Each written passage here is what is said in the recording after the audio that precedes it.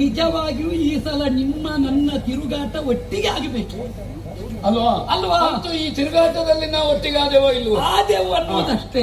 ನೀವೊಂದು ಪಕ್ಷ ನಾವೊಂದು ಪಕ್ಷ ವಹಿಸಬೇಕಾಯಿತು. ಹೌದು. ಧರ್ಮರಾಯನ ಪಕ್ಷವನ್ನು ಸೇರುತ್ತೇನೆ.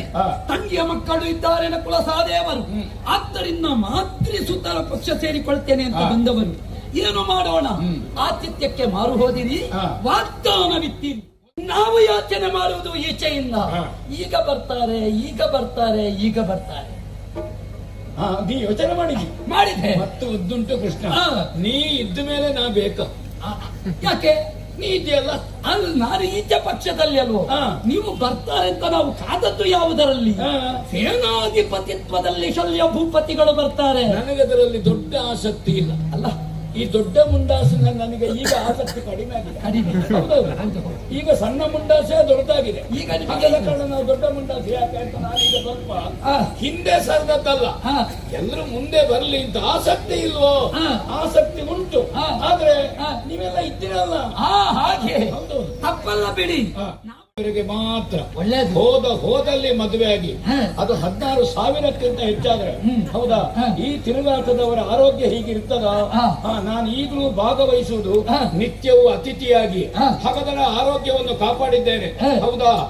ಈ ಲೆಕ್ಕ ತಪ್ಪಿ ಮದುವೆ ಆದ್ರೆಲ್ಲ ಸಣ್ಣ ಪ್ರಾಯದಲ್ಲಿ ವಯಸ್ಸು ಹೆಚ್ಚು ಕಾಣುದಿಲ್ವ ಕೃಷ್ಣ? ನಿನಗೆ ಹೇಳಿದ್ದಲ್ಲ.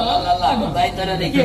ನೀವು ಹೇಳುವುದು ನನಗಲ್ಲ, ಆದ್ರೆ ಬಿಸಾಡಿದ್ದು ನನಗೆ ಅಂತ ಗೊತ್ತಾಗಿದೆ. 16,108 ಆದವರಿಲ್ಲ. ಭೂಪತಿಗಳೇ ಇನ್ನೂ ಕೂಡ 16,808 ಆದ ಕೃಷ್ಣ ಮಗನಿಗೆ ಮದುವೆ ಆದ್ರೂ ನೀ ಹೆಣ್ಣು ನೋಡುದು ಬಿಡ್ಲಿಲ್ಲ ಅಂತ ಸುದ್ದಿ. ನೈಷ್ಠಿಕ ಬ್ರಹ್ಮಚರ್ಯ. ಯಾಕೆ ಬಲ್ಲೆಯ? ಯಾಕೆ ಇಲ್ಲಿ ನಾವು ಒಂದಾಗುತ್ತೇವೆ ಎನ್ನುವ ಯೋಚನೆಯೇ ಇರಲಿಲ್ಲ. ಬಹಳ ಹಿಂದೆ ನಾವು ಒಂದಾಗಿದ್ದೇವೆ ಅಲ್ವೇ? ನಾನಿರುವ ಗುರುಮಠಕ್ಕೆ ನೀ ಬಂದಿ. ಹೌದು. ನೀವು ಹೋದ ಮೇಲೂ ನಾ ಹೊರಡ್ಲಿಲ್ಲ. ಇಲ್ಲ. ಹೌದಾ?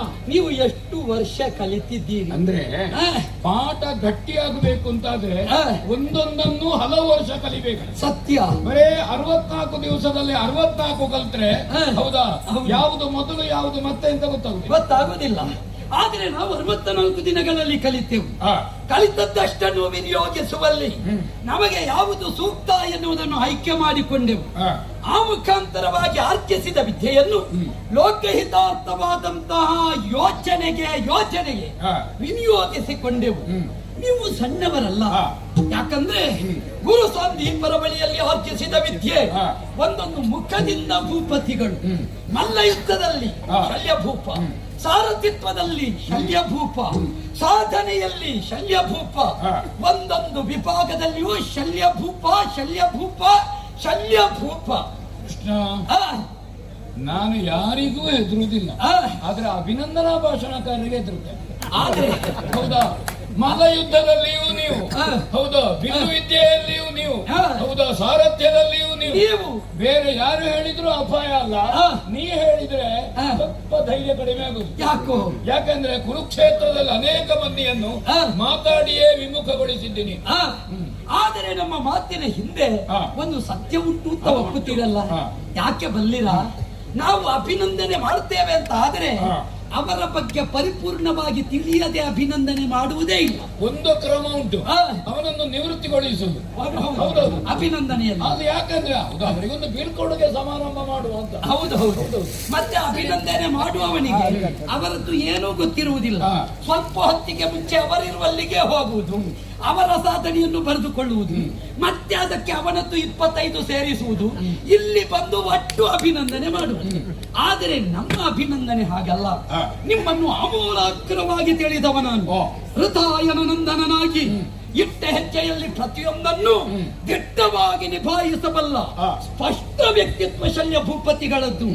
ನೀವು ಒಮ್ಮೊಮ್ಮೆ ಸ್ವಲ್ಪ ತಕ್ಕೊಂಡ್ರೆ ಆಚೆ ಈಚೆ ಆಗುತ್ತದೆ. ಬಿಟ್ರೆ ಯಾವುದನ್ನು ಪ್ರಪಂಚದಲ್ಲಿ ತೆಕ್ಕೊಂಡ್ರೆ ಸರಿ ಇರುವವರು ಇಬ್ರೇ. ಹೌದಾ? ಒಂದು, ನೀನು ಬೇಗ ಬರ್ಲಿಕ್ಕೆ ಬೇಕಾಗಿ 7ನೇ ತಿಂಗಳಿನಲ್ಲಿ ಜಾರಿದ ಸಂಕರ್ಷ. ಹೌದಾ? ಆದ್ರೆ ನನಗೆ ಎಷ್ಟೊತ್ತಿಗೆ ಎಷ್ಟು ತೆಕ್ಕೊಳ್ಬೇಕು, ಎಲ್ಲಿ ತೆಕ್ಕೊಳ್ಬೇಕು, ಹೇಗೆ ತೆಕ್ಕೊಳ್ಬೇಕು, ನನ್ನನ್ನು ಬಿಟ್ರೆ ನಿನ್ನ ಅಣ್ಣ ನನ್ನ ಹತ್ರ ಕಲಿಬೇಕು. ಅಲ್ವಾ? ತಕ್ಕೊಳ್ಳುವುದರಲ್ಲಿಯೂ ನಿಮಗೆ ನಿಷ್ಠೆ ಅಲ್ವಾ? ಯಾಕೆ ಹೇಳಿದೆ? ನೀವು ಪಾಂಡವ ಪಾಳೆಯವನ್ನು ಸೇರಬೇಕಾದವರು. ನಿಜವಾಗಿಯೂ ಈ ಸಲ ನಿಮ್ಮ ನನ್ನ ತಿರುಗಾಟ ಒಟ್ಟಿಗೆ ಆಗಬೇಕು. ಅಲ್ವಾ ಅಲ್ವಾ? ಅಂತೂ ಈ ತಿರುಗಾಟದಲ್ಲಿ ನಾವು ಒಟ್ಟಿಗಾದೇವೋ ಇಲ್ವೋ? ಆದೆವು ಅನ್ನೋದಷ್ಟೇ. ನೀವೊಂದು ಪಕ್ಷ ನಾವೊಂದು ಪಕ್ಷ ವಹಿಸಬೇಕಾಯಿತು. ಹೌದು. ಧರ್ಮರಾಯನ ಪಕ್ಷವನ್ನು ಸೇರುತ್ತೇನೆ. ಹಾ. ತಂಗಿಯ ಮಕ್ಕಳು ಇದ್ದಾರೆ ಕುಲ ಸಾದೇವರು. ಆದ್ದರಿಂದ ಮಾತೃ ಸುತರ ಪಕ್ಷ ಸೇರಿಕೊಳ್ತೇನೆ ಅಂತ ಬಂದವರು. ಏನು ಮಾಡೋಣ? ಆತಿಥ್ಯಕ್ಕೆ ಮಾರು ಹೋದಿರಿ, ಹಾ. ವಾಗ್ದಾನವಿತ್ತೀರಿ. ಒಂದು ಮಾತು ನೀ ಹೇಳಿದಿ, ಹಾ. ಋತಾಯನರು. ಹಾ. ನಾವು ಋತಾಯನರು ಮಾತ್ರ ಅಲ್ಲ, ಹಾ. ಆರ್ತಾಯಿನಿಯೂ ಹೌದು. ಸತ್ಯ. ಆ ಕಾರಣದಿಂದ ಹಾ. ಊಟ ಮಾಡಿ ಕೈ ಒಣಗಲಿಲ್ಲ. ಹಾ. ಯಾರು ಊಟ ಹಾಕಿದ್ದು? ಹಾ. ಆ ಪಕ್ಷಕ್ಕೆ ನನ್ನದ್ದು. ಹೌದಾ? ನಿಶ್ಶರ್ತವಾದಂತಹ ಬೆಂಬಲ. ಸತ್ಯ. ಪಕ್ಷಕ್ಕೆ ಸೇರುವುದು ಅಧಿಕಾರಕ್ಕೆ ಬೇಕಾಗಿಲ್ಲ, ಅಲ್ವೇ ಅಲ್ಲ. ನಿಶ್ಶರ್ತವಾಗಿ. ಹಾ. ಅದು ಆರ್ತಾಯಿನಿ ಆದ ಕಾರಣ ನಮಗೆ ಹಾಗೆ ಬಂದದ್ದು. ನಿನ್ನ- ಆವಾಗ ಇವ ಬೆನ್ನು ಬಾಗಿದ. ಬೆನ್ನು ಬಾಗದೇ ಇದ್ದ ಸುಯೋಧನ ನನ್ನ ಮುಂದೆ, ಹಾ. ಮಾವಯ್ಯ ಹಾ. ಇದು ನನ್ನದಲ್ವೋ? ಹಾ. ಮತ್ತೆ ತಿರುಗಿ ನೋಡ್ಲಿಲ್ಲ. ನೋಡ್ಲಿಲ್ಲ. ಅನ್ನ ಕೊಟ್ಟ ಮನೆಗೆ ಯಾವತ್ತೂ ಎರಡು ಬಗೆದವರಲ್ಲ. ಹೌದು. ಅವನ ಪಕ್ಷವನ್ನು ಸೇರಿದ್ದೀನಿ. ನಾವು ಯಾಚನೆ ಮಾಡುವುದು ಈಚೆಯಿಂದ. ಹಾ. ಈಗ ಬರ್ತಾರೆ, ಈಗ ಬರ್ತಾರೆ, ಈಗ ಬರ್ತಾರೆ. ಹಾ, ನೀ ಯೋಚನೆ ಮಾಡಿದಿ. ಮಾಡಿದೆ. ಮತ್ತು ಉದ್ದುಂಟು ಕೃಷ್ಣ, ಹಾ. ನೀ ಇದ್ದ ಮೇಲೆ ನಾ ಬೇಕು. ಆ, ಯಾಕೆ? ನೀ ಇದೆಯಲ್ಲ. ಅಂದ್ರೆ ನಾನು ಈಚೆ ಪಕ್ಷದಲ್ಲಿ ಅಲ್ವೋ? ಹಾ. ನೀವು ಬರ್ತಾರೆ ಅಂತ ನಾವು ಕಾದದ್ದು ಯಾವುದರಲ್ಲಿ? ಹಾ. ಸೇನಾಧಿಪತಿತ್ವದಲ್ಲಿ ಶಲ್ಯ ಭೂಪತಿಗಳು ಬರ್ತಾರೆ. ನನಗದರಲ್ಲಿ ದೊಡ್ಡ ಆಸಕ್ತಿ ಇಲ್ಲ. ಅಲ್ಲ, ಈ ದೊಡ್ಡ ಮುಂಡಾಸಿನ ನನಗೆ ಈಗ ಆಸಕ್ತಿ ಕಡಿಮೆ ಆಗಿದೆ. ಕಡಿಮೆ. ಹೌದೌದು. ಹೌದು. ಈಗ ಸಣ್ಣ ಮುಂಡಾಸೆ ದೊಡ್ಡದಾಗಿದೆ. ಈಗ ನಿಮಗೆ ಅದರ ಕಾರಣ ನಾವು ದೊಡ್ಡ ಮುಂಡಾಸೆ ಯಾಕೆ ಅಂತ ನಾನೀಗ ಸ್ವಲ್ಪ ಹಾ. ಹಿಂದೆ ಸರಿದದ್ದಲ್ಲ. ಹಾ. ಎಲ್ಲರೂ ಮುಂದೆ ಬರಲಿ ಅಂತ ಆಸಕ್ತಿ ಇಲ್ವೋ? ಹಾ. ಆಸಕ್ತಿ ಉಂಟು. ಹಾ. ಆದ್ರೆ ಹಾ. ನೀವೆಲ್ಲ ಇದ್ದೀರಲ್ಲ. ಹಾಗೆ ಹೌದು. ತಪ್ಪಲ್ಲ ಬಿಡಿ. ಹಾ. ನಾವು ನಿರೀಕ್ಷಿಸಿದ್ದು ಯಾವುದನ್ನು? ಯಾವುದನ್ನು? ನೀವೊಬ್ಬ ಕ್ಷಾತ್ರಿಯರು, ಹಾ. ನೀವೊಬ್ಬ ಸಮರ್ಥರು, ಹಾ. ಎಲ್ಲವನ್ನು ಬಲ್ಲವರು. ಹಾ. ಅಂತಹ ಸರ್ವಸಮರ್ಥರಾಗಿರುವಂತಹ ನೀವಿಂದು ಬರುವ ನಿರೀಕ್ಷೆಯಲ್ಲಿದ್ದೆವು. ಹಾ. ಒಂದು ಭೀಷ್ಮರ ತಲೆ ಹಾ. ಹೋಯಿತು, ಹೋಯ್ತು. ದ್ರೋಣರ ತಲೆ ಹಾ. ಹೋಯಿತು. ಹಾ. ಇನ್ನು ಹಳೆ ತಲೆ ಯಾವುದು ಹೋಗಲಿಕ್ಕೆ? ಹಾ. ಶಲ್ಯ ಭೂಪತಿ. ಅಂದ್ರೆ ಸೇನ- ನಿನಗೆ ತಲೆ ತೆಗೆಯುವ ವ್ಯವಹಾರದಲ್ಲಿ ತೊಡಗಿದೆಯಾ? ಇಲ್ಲಪ್ಪ. ಸಣ್ಣದಿರುವಾಗಲ್ಲ ನೀನು ತಲೆ ಮೆಟ್ಟಿದ್ದು, ಹಾ. ಗಾಡಿ ಮೆಟ್ಟಿದ್ದು, ಹೋರಿ ಮೆಟ್ಟಿದ್ದು, ಹಕ್ಕಿ ಮೆಟ್ಟಿದ್ದು ಉಂಟು. ಹಾ. ಈಗಲೂ ನೀನು ತಲೆ ಮೆಟ್ಟುವುದರಲ್ಲೇ ಇದ್ದೀಯಾ? ಛೆ. ಯಾಕೆ ಕೇಳಿದೆ? ಹಾ. ನನ್ನದ್ದು ಮೀಸಲಾದದ್ದು. ಹಾ, ಹಾ. ತೊಡಗಿದ್ದೆ ಹೇಗೆ? ನನ್ನ ಹಾ. ಸುಯೋಧನ ಹಾ. ಭವಾನ್ ಭೀಷ್ಮಶ್ಚ.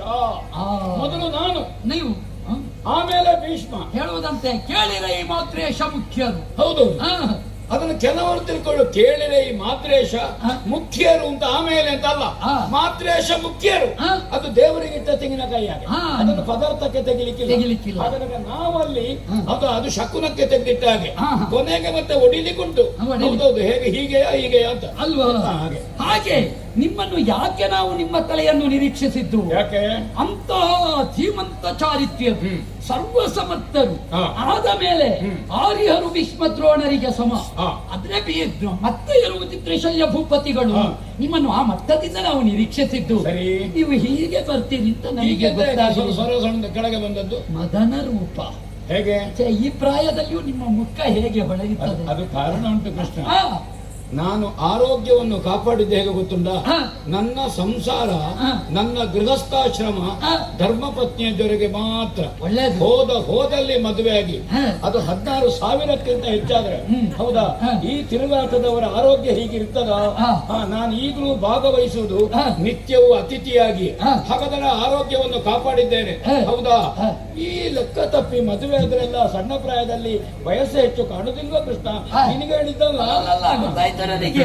ನೀವು ಹೇಳುವುದು ನನಗಲ್ಲ, ಆದ್ರೆ ಬಿಸಾಡಿದ್ದು ನನಗೆ ಅಂತ ಬೇರೆ ಗೊತ್ತಾಗಿದೆ. 16,108 ಆದವರಿಲ್ಲ. ಭೂಪತಿಗಳೇ, ಹಾ. ಇನ್ನೂ ಕೂಡ 16,808 ಹಾ. ಆದ ಕೃಷ್ಣ ಮಗನಿಗೆ ಮದುವೆ ಆದ್ರೂ ನೀ ಹೆಣ್ಣು ನೋಡುದು ಬಿಡ್ಲಿಲ್ಲ ಅಂತ ಸುದ್ದಿ. ನೈಷ್ಠಿಕ ಬ್ರಹ್ಮಚರ್ಯ.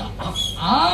ಅಷ್ಟ ಆದ ಮೇಲೆ ಬ್ರಹ್ಮಚರ್ಯ ಯಾರ ಮನೆಗೆ ಹೋಗುದು? ಹಾ. ಅಂಗಳದಲ್ಲೇ ಮಲಗಬೇಕಷ್ಟೇ. ಆ. ಹೌದು. ಕಾರಣ ಏನು? ನನ್ನನ್ನು ಕಂಡುಕೊಳ್ಳುವವರ ಬಗೆ ಹಾಗೆ, ಹಾ. ನನ್ನನ್ನು ಪತಿಕರಿಸುವವರ ಬಗೆ ಹಾಗೆ. ಹೌದೌದು. ಶ್ರೀಪತಿ ಎಂಬ ಭಾವದಿಂದ ಭಜಿಸಿದ್ರು. ಹಾ. ನಾರದರು ಪ್ರಶ್ನೆ ಪರೀಕ್ಷೆ ಮಾಡ್ಲಿಲ್ವಾ? ಮಾಡಿದ್ರು. ಯಾವ ಹೆಂಡತಿಯ ಮನೆಯಲ್ಲಿದ್ದಾನೆ ಅಂತ. ರಾಜಬೀದಿಯಲ್ಲಿ ಹೋದ್ರು. ಹಾ. ನೀನು ಓಣಿಯಲ್ಲಿ ಹೋದಿ. ಹಾ. ಹೌದಾ? ಹಿಂದಿನ ಬಾಗಿಲಿನಲ್ಲಿ ಸೇರಿಕೊಂಡಿ. ಹಾ. ಯಾರ ಮನೆಗೆ ಹೋಗುವಾಗಲೂ ಒಂದು ಮನೆಯಲ್ಲಿ ಜಡೆ ನೇಯ್ತಾ ಇದ್ದಿ, ಹಾ. ಮತ್ತೊಂದು ಮನೆಯಲ್ಲಿ ಹೌದಾ ಹಾ. ಅವಳ ಶೃಂಗಾರ ಮಾಡುತ್ತಾ ಇದ್ದಿ. ಇನ್ನು ಸೀರೆ ಉಡಿಸ್ತಾ ಇದ್ದೀಯಾರೋ ಅಂತ ನಾರದರು ನೋಡ್ಲಿಲ್ಲ. ಅವರಿಗೆ ಸ್ವಲ್ಪ ಮರ್ಯಾದೆ ಉಂಟು. ನೀವು ಕೆಲವು ಸಲ ಪ್ರಸಂಗ ಬದಲಿಸ್ತೀರಾ? ಯಾಕೆ ಬದಲಿಸಲು? ಕಾರಣ ಯಾಕೆ ಬಲ್ಲಿರ? ಹಾ. 16,008 ಮಂದಿಯ ಗೃಹಕ್ಕೆ ಹೋಗುವಾಗಲೂ ಹಾ. ಎಲ್ಲಾ ಮನೆಯಲ್ಲಿಯೂ ಕೃಷ್ಣನನ್ನವರು ಕಂಡರು. ಅಲ್ಲ, ಕೃಷ್ಣನನ್ನು ಕಂಡ್ರು ಅಂದ್ರೆ ಹ? ಅವರು ನಮ್ಮ ಹಾಗೆ ರಾಜಬೀದಿ ಬಿಟ್ಟು ಓಣಿಯಲ್ಲಿ ಹೋಗುವ ಜನ ಅಲ್ಲ. ಜನ ಅಲ್ಲ. ಅವರು ಗೌರವ. ಹ? ಹೌದಾ? ಯಾ. ಆಗ ನೀನು ನಾರದರು ರಾಜಬೀದಿಯಲ್ಲಿ ಮರ್ಯಾದೆಯಲ್ಲಿ ಹೋಗುವಾಗ ಹ. ನೀನು ಹಿಂದಿನ ಬಾಗಿಲಿನ ಹೋಗಿ ಪ್ರತಿಯೊಂದು ಮನೆಯಲ್ಲಿ ಇದ್ದಿ ನನಗೆ ಬಂದ ವರ್ತಮಾನ. ನಿಮ್ಮ ತಪ್ಪಲ್ಲ, ನಿಮಗೆ ಸುದ್ದಿ ಮುಟ್ಟಿಸುವವರು ನನ್ನ ಬಗ್ಗೆ ಅಭಿಮಾನ ಇಲ್ಲದವರು ಅಂತ. ಅಲ್ಲ, ಹ. ಅದು ಸುದ್ದಿ ಮುಟ್ಟಿದಂದ್ರೆ ಹ. ಮದುವೆ ಆಗಲಿಕ್ಕೆ ಹೊರಟು ಹ. ಹೌದಾ ಹ. ಮಂಗನ ಮುಖ ಮತ್ತು ಹ. ಕರಡಿ ಮುಖ ಆಗ್ಲಿಲ್ವಾ ಹ. ಅವರಿಗೆ ಮದುವೆ ಅವರು ಒಂದಕ್ಕಿಂತ ಹೆಚ್ಚಾಗುವಾಗ ಸಿಟ್ಟು ಬರುದು. ಹ. ಅದು ನಿನ್ನ ಬರ್ತಾರೆ. ನಮಗೂ ಅದೇ ಬೇಸರ. ಈ ಕಾಷಾಯ ವಸ್ತ್ರಧಾರಣೆ ಮಾಡಿಕೊಂಡವರಿಗೆ ಹೆಣ್ಣು ನೋಡುವ ಹುಚ್ಚು ಯಾಕೆ ಅಂತ. ಹ. ಆದ್ದರಿಂದಲೇ ಅವರಿಗೆ ಬೇಡ ಅಂತ ಹಾಗೆ ಮಾಡಿದ್ದು. ಹುಚ್ಚಲ್ಲ ಕೃಷ್ಣ, ಮತ್ತೇನು? ಅವರು ಮಾತೃತ್ವ ಒಂದು ಕಾಣುವುದು ಹೆಣ್ಣಿನಲ್ಲಿ. ಛೆ, ಛೆ. ಅಯ್ಯ, ತೊಟ್ಟಿನಲ್ಲಿರುವ ಮಗುವನ್ನ ಅಮ್ಮ ಅಂತ ಹೇಳುವ ಸಂಸ್ಕೃತಿಯ ದೇಶದಲ್ಲಿ ನಾವು ಬದುಕುತ್ತಾ ಇದ್ದೇವಲ್ವಾ? ಅಂತವರು ಕೂಡ ಹೆಣ್ಣು ನೋಡುವುದೇ. ಹೌದು. ಹ. ಹೆಣ್ಣು ನೋಡಿದ್ರು ನೋಡಿದ ಬಗೆ ಹೇಗೆ ಅನ್ನುವುದು ಮುಖ್ಯ. ಬಿಡಿ, ಹ. ಅಲ್ಲಿಯೂ ಅವರು ಸೋತಿದ್ದಾರೆ, ಹ. ನನ್ನನ್ನು ಒಪ್ಪಿಕೊಂಡಿದ್ದಾರೆ. ನಾವು ಹೇಗಾದ್ರೂ ಗೋವಳ. ಸರಿ. ಹ. ನಮ್ಮದು ದೊಡ್ಡ ವಿಷಯ ಅಲ್ಲ. ಹ. ಎಷ್ಟು ಮದುವೆ ಆಗುತ್ತೇವೆ, ಏನು ಮಾಡುತ್ತೇವೆ, ನಮ್ಮ ಸಂಸ್ಕಾರ ಅದು. ಹ. ಯಾಕಂದ್ರೆ ನೀವು ಹಾಗಲ್ಲ ನೋಡಿ. ವರ್ತಮಾನ ಕಾಲದಲ್ಲಿ ಮದನ ರೂಪರಾಗಿರುವಂತಹ ನಿಮಗೆ ಹೇಗೆ? ಯಾಕೆ ಈ ದಾರಿದ್ರ್ಯ ಬಂತೋ ನನಗೆ ಗೊತ್ತಿಲ್ಲ. ವಯಸ್ಸು ಗೊತ್ತಾಗ್ತದ? ವಯಸ್ಸು ಗೊತ್ತಾಗುವುದಿಲ್ಲ, ಹ. ಆದ್ರೆ ಕೆಲಸದಲ್ಲಿ ಬೇಸರ ಆಗುತ್ತದೆ ನಮಗೆ. ಯಾಕೆ? ನೀವು ಹೋಗಿ ಹ. ಕರ್ಣನ ರಥದಲ್ಲಿ ಸೂತತ್ವ ಹ, ವಹಿಸುವುದು, ಹ, ಹ, ಹ. ಸಾರಥಿತ್ವವನ್ನು ಮಾಡಬೇಕಾದಂತಹ ಮಹಾರಥಿಗಳು ನೀವು. ಹ. ನಿಮಗೆ ಅವಕಾಶ ಸಿಗಲಿಲ್ಲ ಅಂತ ನೀವೆಲ್ಲ ಸಣ್ಣ ಸಣ್ಣದು ಒಪ್ಪಿಕೊಳ್ಳುವುದಾ? ಹ. ಆದ್ದರಿಂದ ಹ. ನೀವು ಹೋಗಿ ಹ. ಇಂದು ಆ ಕರ್ಣನ ಸೂತತ್ವವನ್ನು ವಹಿಸ್ತಾ ಇದ್ದೀರಲ್ಲ, ಹ. ಇದು ಹೇಸಿಗೆ ಎನ್ನುವ ಭೂಪತಿಗಳೇ.